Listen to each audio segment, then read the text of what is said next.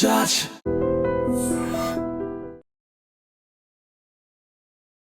నమస్కారం, welcome to iDream. ధర్మ మార్గం విత్ విజిత కార్యక్రమానికి స్వాగతం.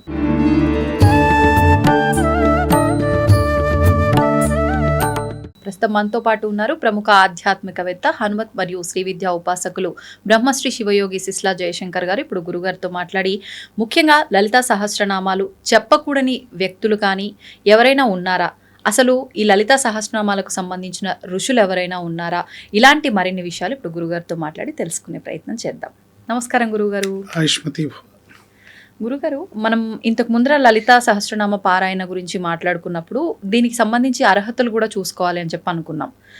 ప్రత్యేకించి వీళ్ళు అసలు లలిత చేయడానికి వీలు పడదు, అసలు వీళ్ళకి చెప్పకూడదు అనేటి సందర్భాలు ఏమైనా ఉన్నాయా? అంటే సాధారణంగా అమ్మవారికి సంబంధించిన విషయాల్లో ఇది వద్దు, ఇది చెయ్యకూడదు, ఇది చెయ్యొచ్చు అనేది అయితే కండిషన్లు అవసరం లేదు అనుకుంటారు, ఎవరైనా చేయొచ్చు అని అంటూ ఉంటారు. ముఖ్యంగా లలిత చేసేటప్పుడు అర్హత చూసుకోవాలనుకున్నాం. మరి వీళ్ళకి అసలు లలిత చెప్పకూడదు అనే వ్యక్తులు ఎవరైనా ఉన్నారా? అంటే ఎవరంతా వాళ్ళు చదువుకుంటే వాళ్ళు ఎలాంటి వాళ్ళు అనేది, వాళ్ళు చదివితే ఫలితం వస్తుందా రాదా అనేది వాళ్ళ వ్యక్తిగతమైన అంశం. కానీ మనం ప్రత్యేకించి ఇదిగో నువ్వు ఈ లలితా సహస్రనామ స్తోత్రాన్ని పారాయణ చేస్తే నువ్వు ఈ కష్టాల నుంచి గట్టెక్కుతావు, నీకు ఈ ఉపయోగం ఉంటుంది, నీకు ఈ అమ్మవారి అనుగ్రహం లభిస్తుంది అని మనం అందరికీ చెప్పకూడదు. అర్హత ఉన్న వాళ్ళకే చెప్పచ్చు. ఎవరికి చెప్పకూడదు అనంటే నమ్మకం లేని వాడికి, విశ్వాసం లేని వాడికి చెప్పకూడదు. అంటే వాడు మన సొంతమే, నా సొంత తమ్ముడే, కానీ వాడికి విశ్వాసం లేదు, అమ్మవారి యందు విశ్వాసం లేదు, స్తోత్రం మీద విశ్వాసం లేదు. అలాంటి వాడిని ఒరే నువ్వు చేయరా, నువ్వు బాగుపడతావని మనం చెప్పకూడదు. తమ్ముడు తనవాడైనా ధర్మం చెప్పాలి, విశ్వాసం లేని వాడికి చెప్పకూడదు. అలాగే దుష్టులకి చెప్పకూడదు. దుష్టులు అంటే ఎవరు అనుకోవచ్చు గురుగారు?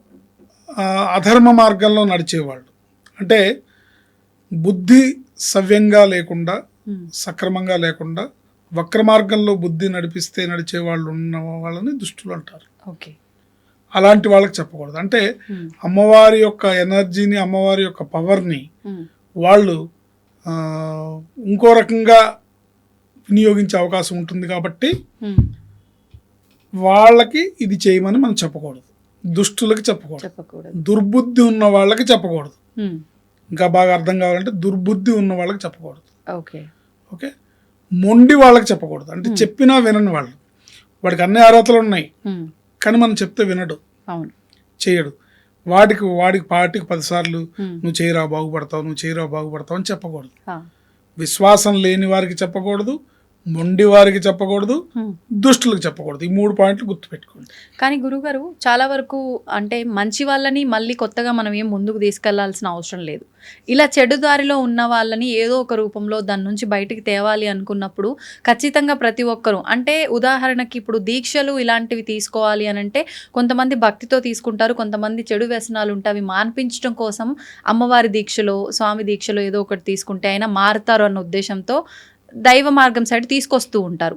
మరి ఎందుకని ప్రత్యేకించి లలితలో ఇలాంటి కండిషన్ ఎందుకు పెట్టడం జరిగింది? ఎందుకు పెట్టాలంటే ఇది లలితా సహస్రనామ స్తోత్రం అనేది, లలితా అమ్మవారి ఉపాసన అనేది బ్రహ్మ విద్య అర్హత ఉన్న వాళ్ళే చేయాలి.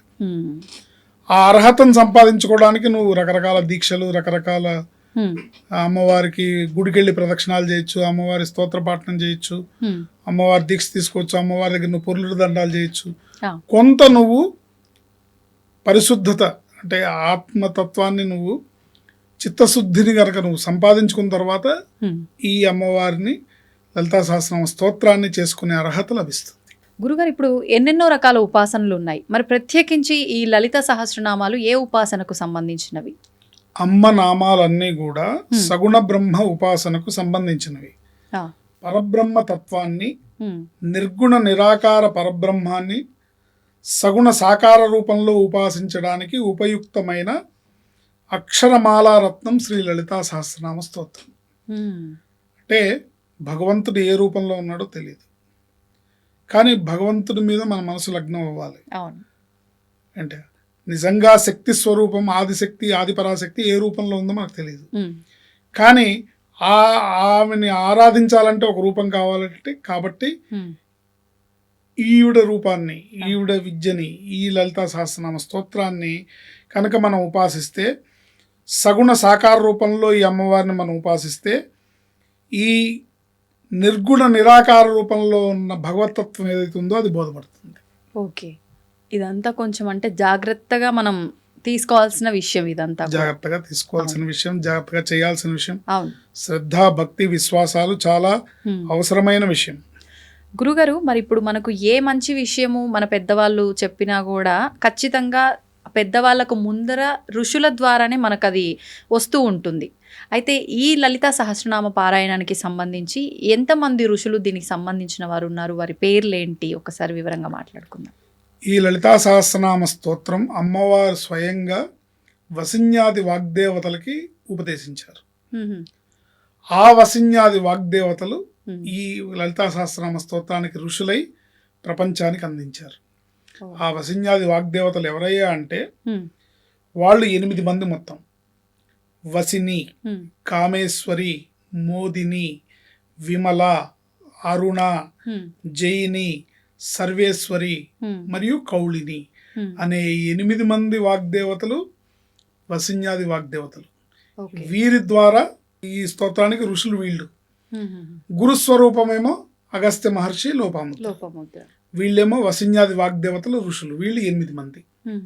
గురుగారు, మరి సాధారణంగా ఇప్పుడు మనం దేవతలు, దేవుళ్ళ విషయానికి వస్తే ఎంతో మంది దేవుళ్ళ గురించి మాట్లాడుకుంటాము, ఆరాధిస్తాము. మరి ఇంత గొప్ప లలిత సహస్రనామ పారాయణం వెనకాల ఇంతమంది, ఈ 8 మంది ఉన్నప్పుడు అసలు వీళ్ళు ఎవరో కూడా చాలా మందికి తెలీదు. లలిత విన్న వాళ్ళకు, తెలుసుకున్న వాళ్ళకి తప్ప. వీళ్ళు అమ్మవారి సన్నిధిలోనే ఉంటారు. వీళ్ళు బయట ఉండే ఋషులు కాదు, అమ్మవారి సన్నిధిలో ఉండే వసిన్యాది వాగ్దేవతలు వీళ్ళు. వీళ్ళు ఎక్కడి నుంచి వచ్చిన వారు గురువు గారు? అమ్మవారి తేజోమయ కిరణాల్లోంచి పుట్టిన వాళ్ళు వీళ్ళు. అమ్మవారి కాంతిలోంచి ఉద్యద్భాను సహస్రాభా చతుర్బాహు సమన్విత రాగస్వరూప పాషాఢ్య క్రోధాకారాంకుశోజ్వల. ఉద్యద్భాను సహస్రాభ అంటే, ఉద్యద్భాను సహస్రాభ అంటే ఉదయిస్తున్న సూర్యుడు కాంతి ఎలా ఉంటుందో అలాంటి 1000 మంది సూర్యులు ఎంత కాంతి ఉంటుందో. ఇందాకే మనం చెప్పుకున్నాం గత ఎపిసోడ్లో, 1000 అంటే అనంతము అని. అంటే అనంత సూర్యకోటి ఉదయిస్తుంటే ఎలా ఉంటుందో అమ్మవారి కాంతి అలా ఉంది, అమ్మవారి రూపం అలా ఉంది.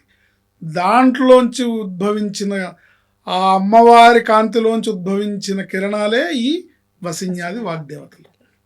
మరి అంటే అమ్మవారిని ఆరాధిస్తే మనం ఆరాధించడానికి ముందు మామూలుగా ఇప్పుడు దేవుళ్ళని ఆరాధించేటప్పుడు ఆయన గణాలకు సంబంధించి, పరివార దేవతలకు సంబంధించి కూడా మనం ఆరాధించాలి అంటూ ఉంటారు. వీళ్ళను కూడా మనం ప్రత్యేకించి అంటే ఆరాధించాల్సింది ఏదైనా మంత్రం ద్వారా కానీ అలా ఉంటుందా, లేదు లలితలోనే అంతా కవర్ అయిపోతుందా? లలితా సహస్రనామ స్తోత్రంలోనే పూర్వపీఠికలో అన్ని వస్తాయి, అన్ని కవర్ అయిపోతుంది. ధన్యవాదాలు గురుగారు. ఆయుష్మతి. తవ్వుతున్న శివలింగం సరే, దాన్ని అట్లా కప్పేసేయండి, చూపించదండి. Krishna is there. మూర్తి పూజ కాదు, సాక్షాత్ బ్రజేంద్ర నందన భగవాన్ ఉన్నారు మూర్తిలో. ఏమీ ఆశించకుండా ఆరాధించే వాళ్ళు కూడా ఉన్నారా ప్రభుజీ? నిజమైన భక్తి